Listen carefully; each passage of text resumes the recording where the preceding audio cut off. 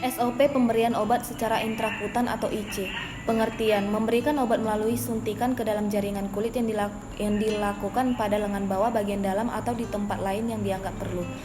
Bertujuan yaitu melaksanakan uji coba obat tertentu yang dilakukan dengan cara memasukkan obat ke dalam jaringan kulit yang dilakukan untuk tes alergi dan skin test terhadap obat yang akan diberikan.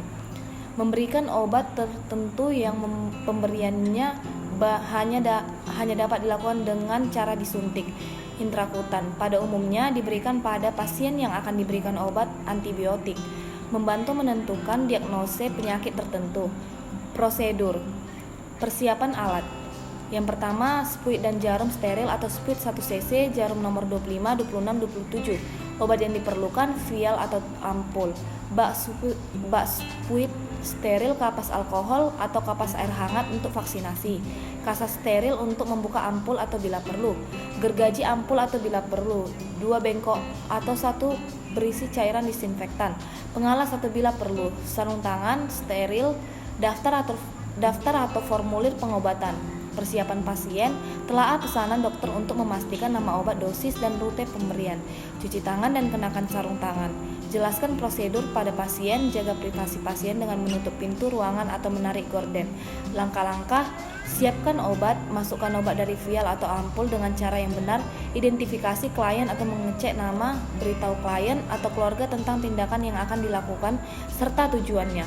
Bantu klien untuk posisi yang nyaman dan rileks atau lengan bawah bagian dalam, dada bagian atas, punggung di bawah skapula. Membebaskan area yang akan disuntik dari pakaian. Pilih area penyuntikan yang tepat atau bebas dari edema, massa, nyeri, tekan, jaringan parut, kemerahan atau inflamasi, gatal. Memakai sarung tangan, membersihkan tempat penyuntikan dengan mengusap kapas alkohol atau kapas lembab dari tengah keluar secara melingkar sekitar 5 cm. Menggunakan tangan yang tidak untuk menginjeksi, siapkan spuit. Lepaskan kap penutup secara tegak lurus sambil menunggu antiseptik kering dan keluarkan udara dari spuit.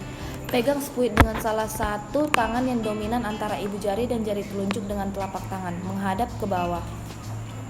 Pegang erat lengan klien dengan tangan kiri.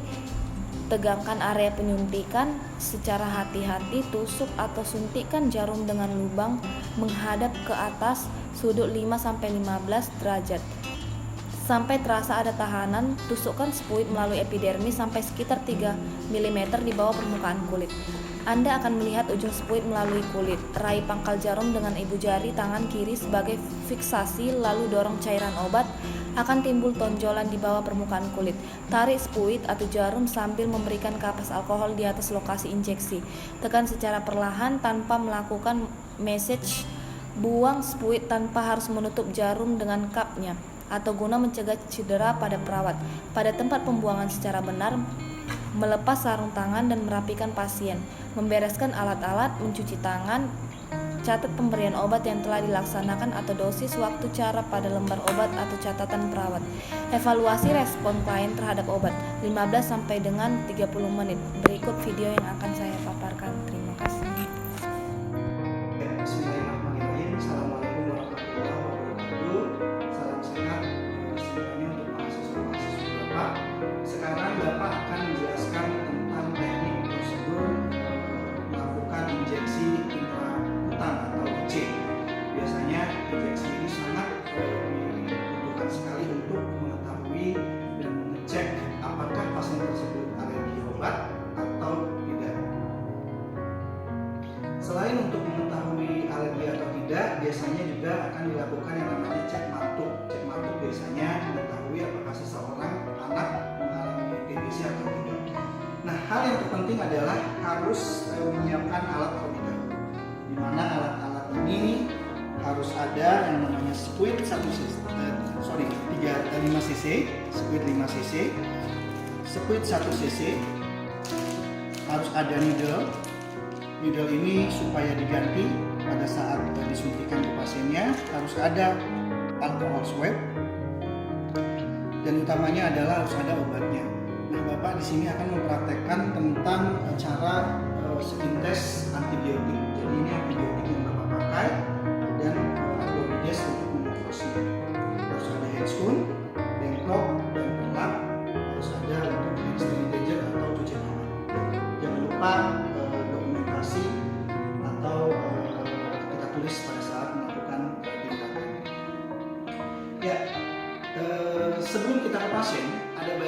kita harus menyiapkan dosisnya terlebih dahulu. Karena apa?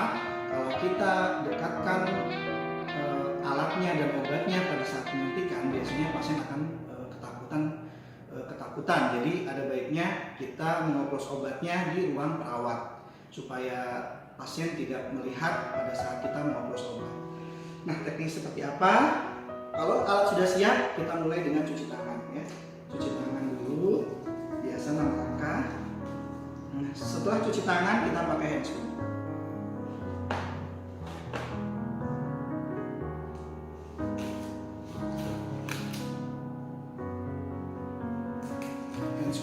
Handscoon bersih boleh, handscoon steril juga boleh ya. Setelah sudah memakai handscoon, kita mulai dengan mengoplos obat. Ingat, skin test ini adalah untuk mengetahui pasien tersebut alergi terhadap obat atau tidak. Jadi kita buka untuk sepuit 5 cc nya untuk mengoplos obat. Apa sih fungsinya kom? Sebenarnya fungsi kom adalah untuk menaruh dari sepuit yang sudah terbuka.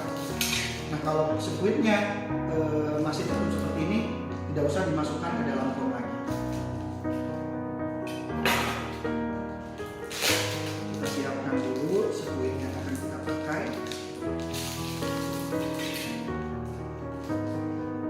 Nah, setelah itu hal yang penting adalah kita harus mengoplos obatnya.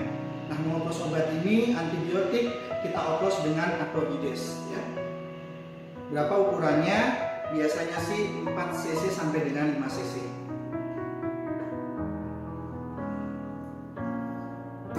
Kita mulai mengoplos obatnya. Kita gunakan Aquabides ya. Kita gunakan Aquabides sampai angka 4 sampai dengan 5 cc. Biasanya sih 4 cc karena satu vial itu dia sebutnya 1 cc. One head ya. Kalau kita mau masukkan needle-nya itu one head, tapi langsung aja untuk dioplos ke obatnya. Kita oplos ke obatnya.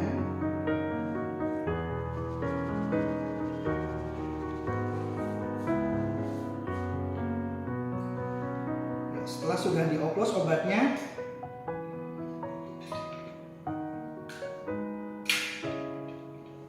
kita biarkan untuk supaya obatnya dan Aquabidesnya bisa merata dan bisa bercampur dengan Aquabides. Nah, setelah itu hal yang paling utama adalah kita langsung menghitung dosisnya, di mana dosis untuk skin test ini adalah 9 berbanding dengan 1. Kalau misalnya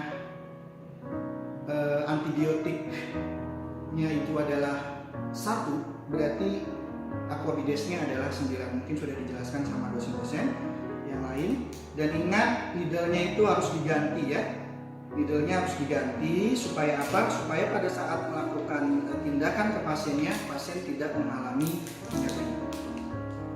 Dan karena ini 1 cc, masuk ke dalam sininya agak susah, jadi Bapak gunakan needle yang 3 cc. Nah, yang pertama adalah Aquabides terlebih dahulu. Kita ambil Aquabidesnya 9 atau 0,9 karena bandingannya adalah 9 berbanding 1.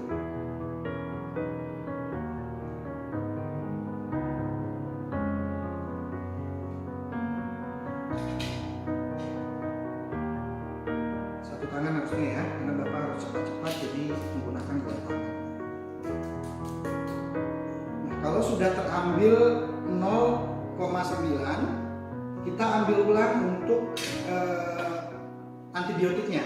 Antibiotik ini ukurannya adalah 0,1 karena bandingannya 0,9 berbanding 0,1. Baiknya adalah Aquabides terlebih dahulu. Karena apa? Kalau kita ngambil antibiotik terlebih dahulu, kita masukkan ke sini, nanti Aquabidesnya akan tercampur ke dalam antibiotik, sehingga Aquabidesnya sudah tidak bisa digunakan lagi untuk mengoplos obat yang lainnya. Nah, jadi nanti ukurannya adalah 1 cc. Yang tadinya 0,9 kita tambahkan 0,1 jadi 1 cc. Jadi perbandingannya adalah 9 berbanding 1. Kalau sudah seperti ini dosisnya, kita taruh ke komnya ya. Kita taruh ke komnya. Nah, Kalau sudah seperti ini, alat sudah siap, kita mulai komunikasi ke pasiennya. Komunikasi ke pasiennya, kita buka dulu handscoon-nya, kita cuci tangan ulang. Ya, kita mulai komunikasi ke pasiennya. Selamat pagi Ibu, bagaimana kabarnya hari ini? Baik. Ya, alhamdulillah. Perkenalkan, nama saya Perawat Anwar. Saya yang akan merawat Ibu mulai dari jam 9. Misalnya contohnya kalau misalnya pasiennya baru kenal dengan kita, perkenalan terlebih dahulu. Nah, kalau sudah perkenalan, kita mulai dengan kontrak, ya, dimana kontrak ini adalah hal yang terpenting untuk sebuah tindakan. Ibu, saya akan melakukan tindakan yaitu menyuntik bagian lengan ibu, yang dimana tujuannya adalah untuk mengetahui apakah ibu ini punya alergi obat atau tidak, ya. Jadi kita harus jelaskan prosedurnya seperti apa, kita juga harus jelaskan tujuannya itu untuk apa. Nanti ibu akan disuntik di lengan bagian bawah. Apakah ibu bersedia?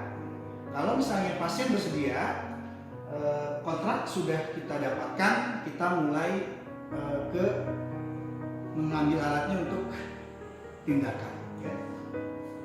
Ya, ini alatnya, kita dekatkan ke pasiennya. Baiklah Ibu, seperti janji kita yang tadi, saya akan memulai tindakannya, yaitu menyuntik, ya Bu, ya. Nanti mungkin agak sedikit sakit, Ibu bisa relaksasi dengan nafas dalam seperti yang saya sudah diajarkan kemarin, ya Bu, ya. Hal yang utama adalah kita siapkan pasien. Jangan lupa setelah kita siapkan pasien, kita cuci tangan. Kita cuci tangan terlebih dahulu. Setelah cuci tangan, kita gunakan handscoon, ya. Kita gunakan handscoon.